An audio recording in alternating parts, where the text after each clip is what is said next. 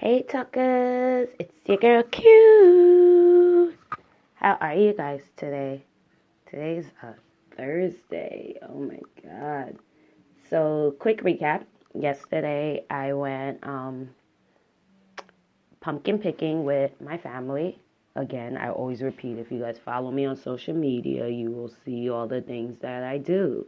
I try to keep my life as adventurous as possible because I try to keep busy. That's the only way to really survive in this world. Keep busy, keep your mind straight, and just keep moving, honestly. Especially with everything, that's all you got to do. You just got to keep moving. And it's funny that I bring this up because it's kind of related to the topic I want to talk to you guys about, this whole mental health thing. I was going through social media. If you guys do follow Taraji P. Henson, she reposted about New York being the first state to require mental health classes in schools from kindergarten to 12th grade. And I think that's a great thing, especially with the climate of this society now and how social media is wrecking the mind of many people and drugs is becoming more of an epidemic and available to the mass more than it was before.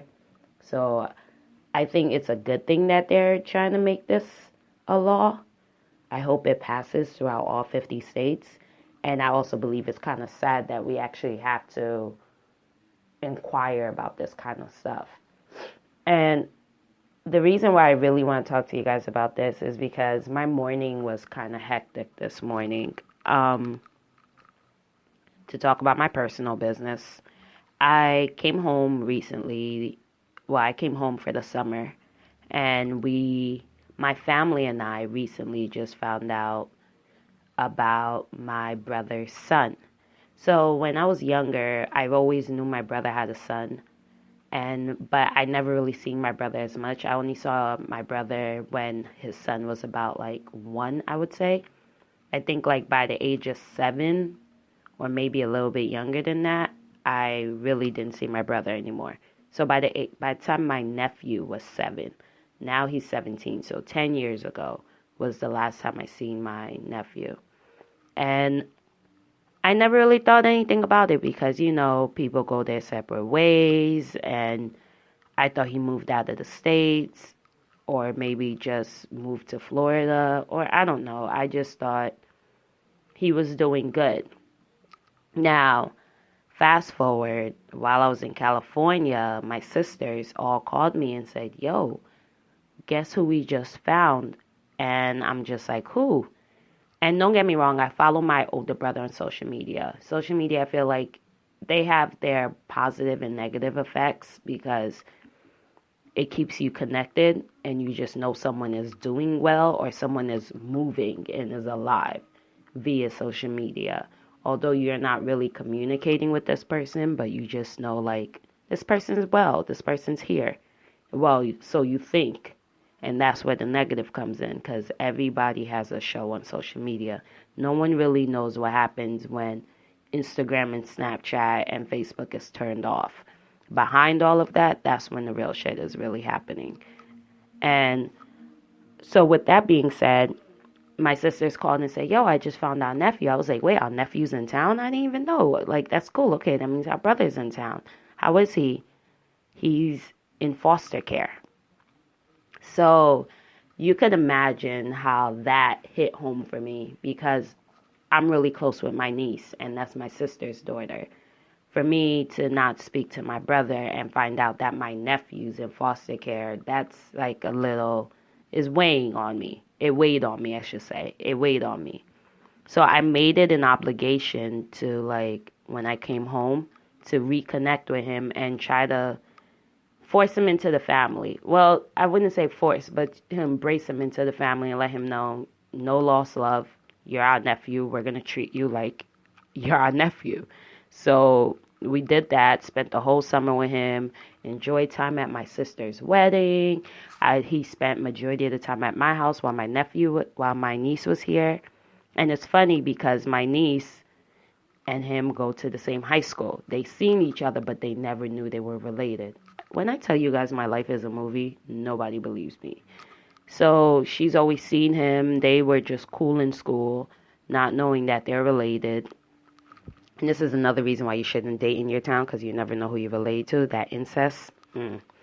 But they were just good. And, we spent the whole summer. But this morning, it was like kind of a thing because him and his foster mother had an altercation, and I had to go intervene and have a conversation. And hearing stories about my brother is what's really breaking my heart, because I'm finding out that my brother has mental health issues and has been on drugs and may still be on drugs. And my nephew mom is just all drugged out and completely done. Like, she's gone. Like, the drugs took over her. There's like no coming back with her unless she really, really wants it. And it's sad. It really is sad, because my 17-year-old nephew has to go through this. And this is making him so strong. And I'm not going to lie, I am so proud of the man he has become. I say a man, although he's not 18 yet, because he is a man. Like, he's very respectful. He's very articulate. He's talented. Like, if you guys go on my social media, I'm always posting something about kid stars with his music. He is talented. And he just knows, like, how to carry himself very well.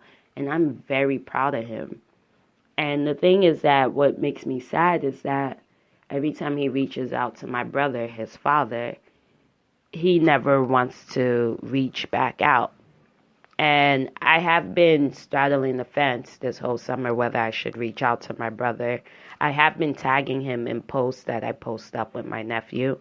And I've been hearing that he's been really upset about that.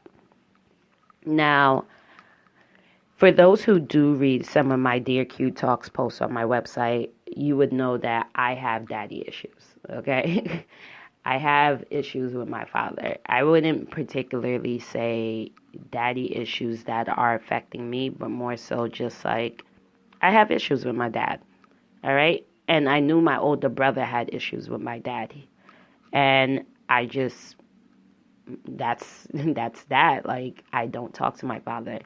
But my sisters and my younger brother, like, they are way closer to my dad. Those are daddy's little girls. Like, daddy takes care of them. Daddy loves them. Daddy doesn't love me or my brother. You get what I mean? Like, don't get me wrong. I've gotten over it. It doesn't affect me anymore. But I kind of understand why my brother is so distant, and as to why he wouldn't want anybody knowing what's really going on with him, because he just feels like the black sheep of the family. And essentially, he's not to me, but in a Caribbean culture, to have your kid in foster care, for you to be addicted to drugs and so on and so forth, essentially, you're typically the black sheep. But for me, I'm just like, brother, talk to me. Like, let's talk. I get it. Like, tell me what's going on. I want to know. So I made it a point this morning, and I reached out to him via social media. I DM'd him on Instagram, and he read my messages, but didn't reply. Like, he just left me on red. And now I feel obligated to be the annoying sister, and I'm going to keep messaging him constantly, because I just feel like that is what I need to do for my sanity and for my nephew's sanity, because my nephew hasn't heard from him since July. And the last thing he heard from him, he was mad that he was attending a family function, my sister's wedding, and he didn't want him to be interacted with us. If anything, it's so crazy how these kind of things can affect your family. Like, my nephew didn't want anyone knowing he was Haitian. Like, he really hated the Haitian culture because of my brother. And now that he met the family, he realized, like, we love him and we never abandoned him. It wasn't us. Like, we didn't know. And now he embraces it. Like, he walks around and tells people, yeah, I'm Haitian. Yeah, I am. Yeah, I'm that. And, like, wants to learn the language and wants to learn the culture and wants to be part of the family. And that makes me so, so happy. especially taking him to school this morning and having a conversation with him. He loves us, and I love him. And it's sad that my brother's mental health is like the barrier that is like keeping us apart sometimes. But mental health is serious, you guys. Like, it really is. If you need help, just seek out. And it's sometimes hard to seek out because I know you're embarrassed, you're ashamed, and you just feel like no one is really there for you or no one really understands. You'll be shocked about the people who understand the things you're going through, or you'll be shocked about the things that you'll tell somebody and someone will be able to relate. Like, on another story, I met up with one of my old high school friends. Like, we're really cool. I tell you, my group of friends, birds of a feather flock together. He's in med school. Well, he's a doctor. He's considered a doctor now, right? Now he's doing his residency, and I'm just like so happy for him. And we were chatting it up yesterday outside my house, and we were just talking. And I was just telling him about the things that I was going through. And he was telling me the things that he was going through and how you would never know. You would never know.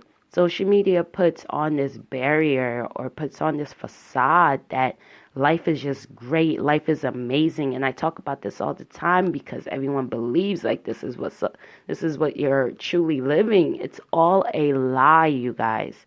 All a lie. Social media is here to basically put icing on a damaged cake. You ever make a cake and like you try to take it out the pan and like some of the pieces stick to the pan and you're like scraping off the pieces from the pan and you pat it onto the cake, but the way for you to mask the messed up pieces, you just add icing on top of it and make the icing look real pretty. That's social media for you. Underneath all that icing, that cake look toed up to the flow up, all right? Like, that is what some people's lives look like, but they will never admit it because everybody walks around with this whole facade of like, I gotta be great, gotta live the rock star lifestyle, gotta live the rapper lifestyle. That's what my friends call it. We call it the rapper lifestyle. Like, we want to show the money, the cars, the girls. But when you turn off your social media, when you get off social media, you actually look around your life and you're like, what the hell am I doing? What is wrong with me? And that's when you seek help. That's when you talk to people. And my friend kept reciting to me, he was like, what's your support system? What's your support system? And although I have my family and I love my family, but my family is not my support system in California. I'm 3,000 miles away from my family. There's only so much they can do via phone or via face chat that they won't be able to physically do for me in person while I'm in California. So finding a support system, like finding somebody that you can talk to, somebody you can just like kick it with and like cry to it, someone who can understand what you're going through and let them be there for you, that's what you need. And don't get me wrong, I'm still battling and I'm still trying to find my support system because I'm such a loner. Like, as much as I'm out there, I always tell people I'm an extrovert, introvert. My career makes me an extrovert. And I love being an extrovert because I've always been that type of person. I've always been the limelight person. Even in high school, cheerleading, class president, prom queen, like that was me. But behind that closed door, I love being alone. And sometimes being alone is not always great because me being alone is just sometimes me escaping my problems and I just don't want anyone to know. But being in California has opened up my eyes a lot where I've become a lot more vulnerable and I don't want to hide my issues anymore. Hence why I started the Dear Q Talks and I started doing like diary entries on my website. Like, I didn't want to hide my issues anymore. I wanted to talk about them. I want people to understand that they are not the only one going through it. I'm going through it as well. Although I try to make it look as beautiful as possible on Instagram or Facebook or Snapchat or whatever, behind all of that, it's not pretty. And I want people to understand that. And I want people to understand that it can get pretty. All you need is a support system. All you need is to talk. You just need to talk about it. And talking can help you 10 times more than you would ever imagine. Just opening up your mouth and just saying what is wrong with you can help you 20 times more than you would ever imagine. You never know. The person that you're talking to could be the very person that God puts right there to help you out of your situation. But you would never know if you keep it all in on the inside. They always tell you these things in school, but you don't really use them, especially nowadays. Like, no one really talks about this stuff.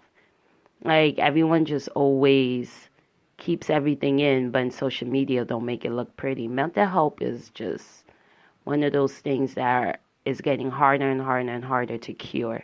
So I'm kind of happy that these schools are integrating this whole mental health education, but I hope that other states will catch on and bring that into their school. And also people in general will learn to have real conversation and not worry about being so pretty. Vanity is like a killer, yo. Vanity is what really kills a lot of women and men. I just found out how insecure men really are. And don't get me wrong, I always knew men were insecure because they do the most than most females do. But women too are very insecure, but everyone sees the insecurities quicker than they would see it on a guy. I had a guy come up to me and tell me while he was on the date, while we were on the date, about how insecure men is. Or well, how insecure men are. Because he's the one that told me, he was just like, why do you think men are always like going to the gym or have to have the right gear or have to speak a certain way or have to act a certain way? We're very insecure. And I saw the insecurity on him. It's funny how he was saying how men were insecure, but watching him I see how insecure he was. And I'm just like, wow, you're way more insecure than I ever been. And it makes sense because my group of friends, we have our insecurities, but they're not as deep because we're also a very vulnerable group of people. We're quick to just say what's up. Like, oh, I don't like this, I don't like that, I don't like this. And we just keep it pushing.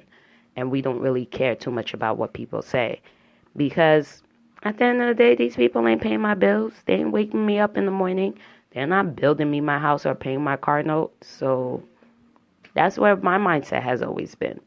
But it's harder for other people to have that mindset because they're used to just seeing perfection around them. And they just see that they're imperfect and have to make themselves perfect. And the only way to do that is via social media. And that's where mental health comes in. All right.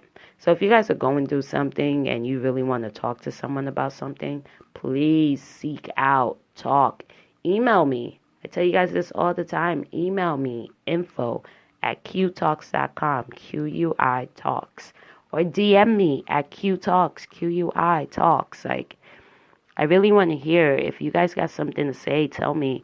I have been getting a lot more followers and I have been getting some people hitting me up, and I appreciate you guys. Like, let more of you guys come through. I'm answering. I really am. Please let people know, those who I'm answering, let them know that I am answering. I don't just say it just to say it. Like, I really do answer. All right? Till later, you guys. Bye.